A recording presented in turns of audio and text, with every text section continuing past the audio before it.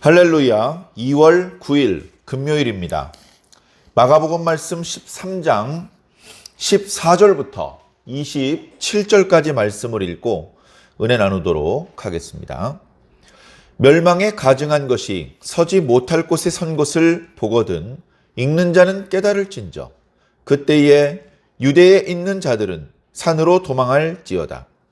지붕 위에 있는 자는 내려가지도 말고 집에 있는 무엇을 가지러 들어가지도 말며 밭에 있는 자는 겉옷을 가지러 뒤로 돌이키지 말지어다. 그 날에는 아이벤 자들과 젖먹이는 자들에게 화가 있으리로다. 이 일이 겨울에 일어나지 않도록 기도하라. 이는 그 날들이 환난의 날이 되겠음이라. 예수께서 창조하신 시초부터 지금까지 이런 환난이 없었고 후에도 없으리라. 만일 주께서 그 날들을 감하지 아니하셨더라면 모든 육체가 구원을 얻지 못할 것이거늘 자기가 택하신 자들을 위하여 그 날들을 감하셨느니라. 그때에 어떤 사람이 너희에게 말하되 보라 그리스도가 여기 있다 보라 저기 있다 하여도 믿지 말라.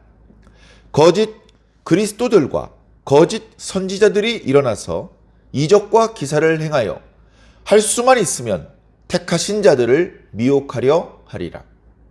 너희는 삼가라.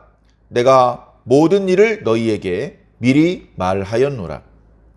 그 때에 그 환난 후 해가 어두워지며 달이 빛을 내지 아니하며 별들이 하늘에서 떨어지며 하늘에 있는 권능들이 흔들리리라.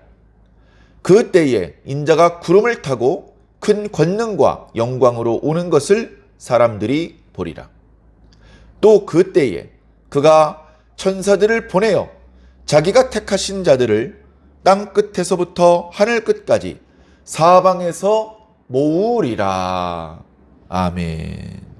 감사합니다. 계속해서 예수님께서 감람산에서 마지막에 되어질 일들에 대하여 제자들에게 가르쳐 주시는 그런 대목입니다. 제자들이 그 장엄한 성전이 무너진다면 그것은 세상의 끝날이다. 그러면서 주님께 따라와서 조용히 질문을 했죠. 주님, 언제입니까? 언제 이런 일이 이루어지겠습니까? 그리고 그날이 닥치기 전에는 어떤 징조들이 있겠습니까? 주님께서 여러 가지로 답변해 주셨죠. 너희들이 사람의 미혹을 받지 않도록 조심해라. 많은 거짓 선지자들이, 거짓 그리스도들이 일어날 것이다. 많은 전쟁이 있을 것이고 기근이 있을 것이고 그리고 너희들에게는 박해가 있을 것이다. 그러나 끝까지 견디는 자는 구원을 얻으리라. 그렇게 말씀하셨었죠. 자, 오늘 말씀에 계속해서 주님께서 주시는 말씀들입니다. 멸망에 가증한 것이 서지 못할 곳에 선 것을 본다면 그러면 정말로 재앙이 가까이 온 것이기 때문에 너희들은 즉각적으로 움직여야 한다. 그렇게 이제 말씀을 해주고 계시죠. 자, 미리 말씀드리지만 지금 주님께서 주시는 모든 말씀들은 예수님 당시 때에 성취된 말씀이기도 합니다. 예수님 당시 때 성취가 되었어요. 예수님께서 추후 33년에 이 말씀을 하셨는데 성전이 무너진 것은 주후 70년입니다. 약 37년 후에 성전이 무너졌죠. 당시 사람들의 평균적인 관념으로는 한 세대를 40년으로 칩니다. 그러니까 이 세대에 이루어지리라는 예수님의 말씀이 정확히 성취된 것입니다. 많은 거짓 그리스도들이 실제로 그때 있었고 많은 전쟁이 있었고 많은 기근과 지진과 그리고 박해들이 실제로 있었습니다. 자, 그렇다면 지금 예수님께서 감람산에서 제자들에게 말씀해주고 계신 이 가르침은 우리하고 상관이 없는 예전에 완전히 다 이루어지고 끝나버린 말씀이냐? 아닙니다. 오늘 저와 여러분들을 향하여 여전히 경고해주고 계시며 우리를 일깨워 주시는 말씀입니다. 그때 당시에 이루어진 말씀이기도 하고 오늘 우리들의 시대에 이루어질 말씀이기도 합니다. 문자 그대로, 표현 그대로의 내용이 이루어지기도 했고 이 표현에 담겨져 있는 상징적인 의미가 또한 우리들에게 남겨져 있기도 합니다. 그것을 우리 새벽 예배 시간에 빠짐없이 꼼꼼하게 다 말씀드리는 것은 쉽지 않을 것 같습니다. 그리고 그 의미는 학술적으로 말씀드리자면 여러 가지 분분한 의견들이 있습니다. 또 이런 부분들에 대하여 여러 이단들이 마치 이 부분에 대해서 자신들에게 강점이 있는 것처럼 자랑스럽게 얘기를 하는 그런 부분들도 있기 때문에 함부로 말하기가 조심스럽습니다. 그러나 우리가 주의 백성들이라는, 우리가 하나님께 부름받은, 하나님께 택함받은 자들이라면, 우리가 하나님의 나라에 갈 사람들이라면 언제 어떤 방법이 되었든 이 말씀의 의미들이 우리들에게 깨달아질 것이고 하나님께서는 이 말씀을 통해서 저와 여러분들을 지켜내실 것이고 인도해 주실 것입니다. 그런 믿음으로 진지한 마음으로 오늘 말씀을 읽고 성경의 모든 말씀을 그렇게 진지하게 대해 주시기를 새삼 당부를 드립니다. 멸망에 가증한 것은 불신자들입니다. 불신자들. 메시아가 나타나기를 유대인들이 기다릴 수밖에 없었던 것은 당시 정세가 좋지 않았기 때문에 그렇습니다. 헤롯 당원들이 그리고 로마에서 유대인들을 쥐어짜는데 견디기 어려운 지경에 이르렀습니다. 단순히 경제적으로 수탈해가는 정도라면 어금니 깨물고 견딜 수 있을 텐데 종교적인 탄압이 들어오니까 더 이상 참을 수가 없게 되었습니다. 자, 그러던 와중에 뭔가 이렇게 좀 급진적인 사람들이 많은 유대인들의 지지를 받아가지고 성전을 점거한 일이 있었습니다. 그때는 바리새인도 없고 사두개인도 없고 그 급진 개혁파라고 해야 될까요? 그런 사람들이, 그런 그 열심당원들이 성전을 장악했습니다. 거기를 자신들의 본부로 삼았습니다. 그러니 그 기간 동안엔 제사도 없고 아무것도 없죠. 심지어 신앙이 온전치 못한 사람들조차 지성소를 드나드는 지경에 이르렀습니다. 그 성전 경내에서 자기들 멋대로 사람을 죽이는 일도 발생되었습니다. 과거에 일어났던 일이라고는 하지만 용납될 수 없는 일이죠. 멸망에 미운 것이, 가증한 것이 서지 못할 곳에 선 것이다. 그렇게 볼 수도 있을 것 같습니다.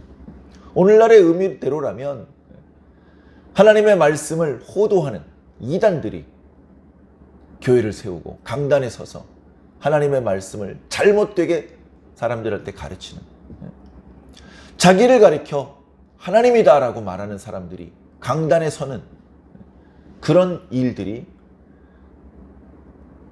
정말 경천동지할 일이죠.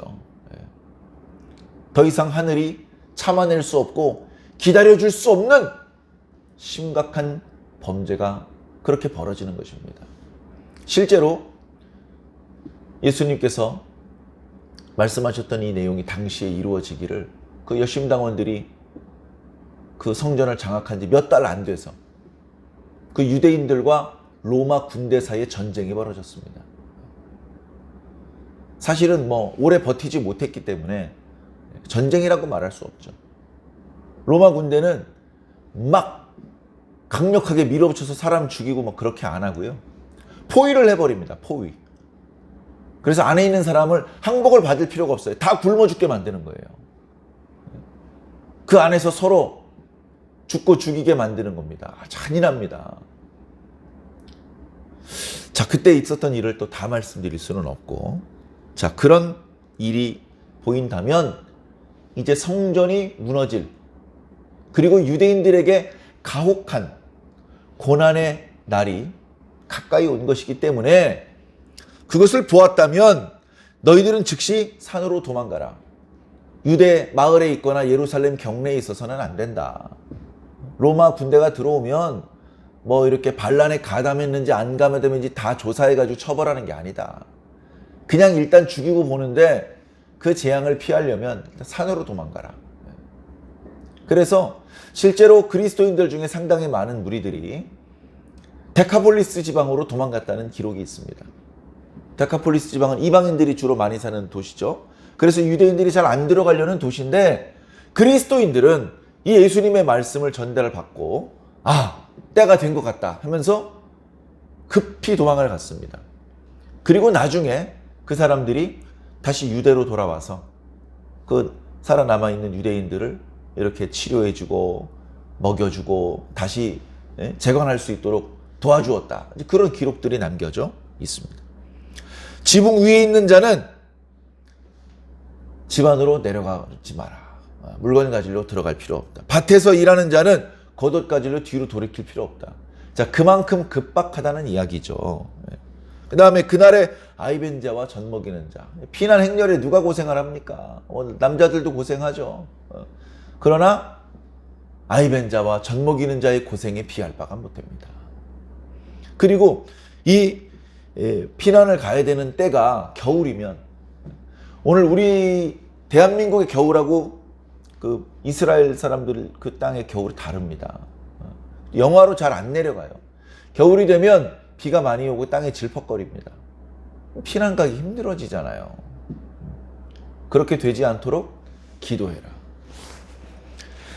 자, 이 말씀들이 참 의미심장합니다. 자, 그러면서 뭐라고 말씀하십니까? 이는 그날이 극심한 환난의 날이 될 것이기 때문이다. 하나님께서 천지를 창조하신 이래로 이렇게 극심한 환난은 없을 것이다. 그리고 앞으로도 없으리라. 자, 이런 표현을 보면요, 지금 예수님께서 하시는 말씀이 예수님 당시에도 이루어졌지만 예수님 당시를 향한 말씀으로 그치는 것이 아닌 것 같습니다. 예수님 당시 때 실제로 로마 군대가 와서 유다를 완전히 파괴했어요. 유다인들에게는 정말 최후의 심판과 같은 극심한 고통이었을 것입니다. 그러나 전 세계를 두고 본다면 별일 아닌 거예요. 무슨 대단한 전쟁 난 게 아니란 말이에요. 유다가 멸망한 것 뿐이에요. 유다가 괜히 반역을 저지르다가 별거 아니란 말이죠. 그걸 가지켜서 전무후무한 하나님께서 내리신 대환란이다 이렇게 포장하기는 좀 어렵다 이거죠. 뒤에 더 큰 환란이 없는 가장 큰 환란이다 이렇게 말하려면 말세에 나타나는 환란이죠. 말세에 마지막으로 극심한 환란이 있고 그리고 하나님께서 쏟으시는 최후의 심판이 있고 그리고서는 이 세상 나라가 끝나는 거죠. 그 정도 돼야 마지막 환란이다 라고 말할 수 있는데 주 70년에 예루살렘에 있던 성전이 파괴되고 유다 사람들이 많이 죽었고 뭐 그게 최후의 심판이다 라고 말하기는 부족하죠. 그렇기 때문에 제가 시작하면서 말씀드렸던 것처럼 이 말씀들은 당시에도 다 이루어졌지만 바로 오늘 저와 여러분들의 시대에 이루어지게 될 말씀들인 것입니다. 자, 이런 상황인데 20절에 보니까 주께서 하나님께서 그 극심한 환난의 날을 감소시켜주지 않으셨더라면 어떻게 된다 그러죠? 모든 육체가 구원을 얻지 못할 것이다. 하나님께서 진노하셨기 때문에 이 극심한 환난을 허락하셨습니다. 환난이 극심해요. 하나님의 분노대로 이 환난을 충분히 쏟으시면 아무 육체도 구원받지 못합니다. 자, 근데 어떻게 하시죠? 하나님께서 그 날을 감하신답니다. 감하셔요. 그 극심한 환난의 기간을 감소시켜 주신단 말이에요. 단축시켜 주신다고요. 그래서 어떤 변화가 생기죠? 택함 받는 자들에게는 특별한 은총이 생기는 거예요. 말씀을 잘 보면 만약에 하나님께서 그 날들을 감하지 않으셨더라면 아무 육체라도 구원을 얻을 수 없을 것이다. 그러나 하나님께서 당신이 택하신 자들을 위하여 그날들을 감하기로 하셨다. 예수님 말씀이거든요. 진리의 말씀이잖아요. 그냥 너희들 듣기 좋으라고 한 말은 아닐 거 아니에요. 자, 그렇게 해서 하나님께서 그 극심한 환난의 날의 그 기간을 단축시켜 주시는 덕분에 택하신 자들은 육체로 구원을 얻을 수 있다. 택하신 자들은 육체로 구원을 얻을 수 있다. 자, 그 큰 구원을 저도 간절히 소망합니다. 자, 21절 그 환난의 날에 극심한 환난의 양상을 또다시 말씀해 주시죠. 환난의 날은요, 혼란스럽다는 특징이 있습니다. 그 수없이 많은 혼란, 전쟁, 기근, 전염병, 지진, 박해, 경제적으로도 큰 어려움이 있을 것이고 질병도 닥칠, 아무튼 여러 종류의 환란들이 혼란스럽게 닥칠 때 뭔가 신의 능력으로 그 어려움을 극복하고 싶은 마음이 일어날 때 거짓 그리스도, 거짓 선지자들이 정말로 많이 일어날 것이다. 예수님 당시 때도 그랬었고 오늘 우리들의 시대에도 다르지 않습니다. 보라! 그리스도가 여기 있다! 우르르 몰려갔더니 아니에요. 보라! 저기 있다! 우르르 몰려갔는데 또 아닙니다. 예? 옛날에 전도관이라는 이단이 있었어요. 거기 엄청나게 사람들 많이 몰려갔습니다. 거기 교주가 자신을 가리켜서 뭐 감람나무라 그러더니 나중에는 하나님까지 승진했어요. 근데 거짓으로 판명났어요. 사람들이 상심해서 뿔뿔이 흩어졌습니다. 통일교로 갑니다. 통일교. 문 하나님 믿어야 된다 그래서. 하나님 죽으셨어요. 하나님이. 그리고 나서 요즘은 어떻습니까?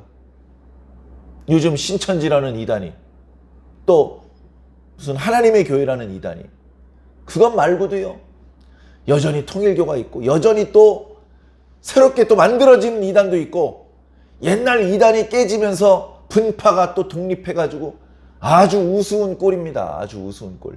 영적으로 얼마나 혼란스러운지 모릅니다. 그런 이단에 빠지는 사람은 가난한 사람들, 못 배운 사람들, 이런 사람들인 줄 아는데 그렇지 않습니다. 젊은 사람들, 똑똑한 사람들, 잘 배운 사람들, 그런 사람들이요, 의외로 그런 거짓 교리에 잘 넘어지는 거예요.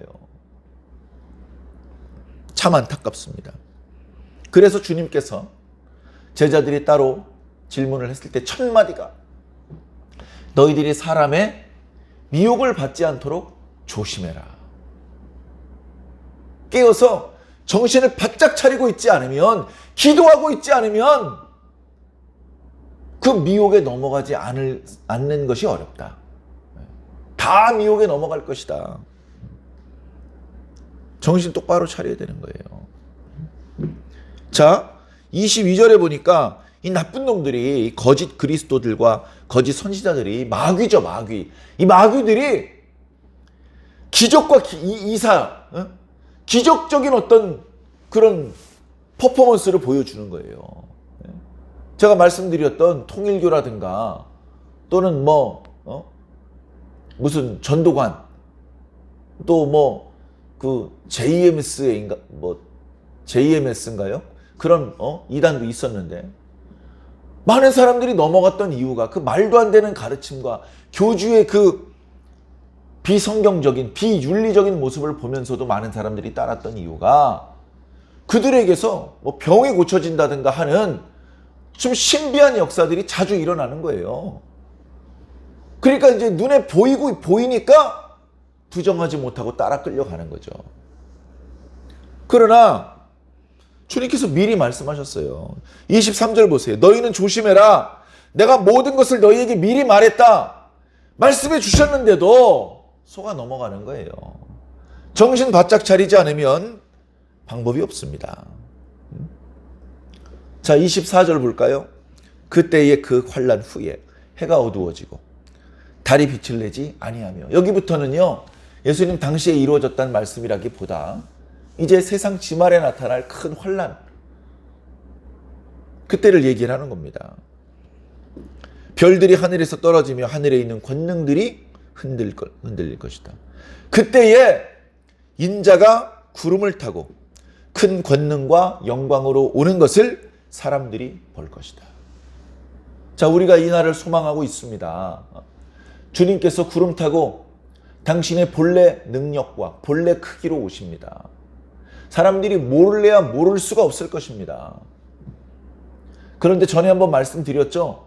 예수님께서 이렇게 오시기 전에 예수님을 진짜로 믿고 진짜로 사랑하고 진짜로 기다리는 자가 누구인지 알아보기 위해서 마치 이몽룡이 어사화를 쓰고 마패를 앞세워서 나타나기 전에 찌그러진 갓을 쓰고 나타났던 것처럼 주님께서 우리를 미리 살펴보실 것이라는 말씀을 드렸습니다.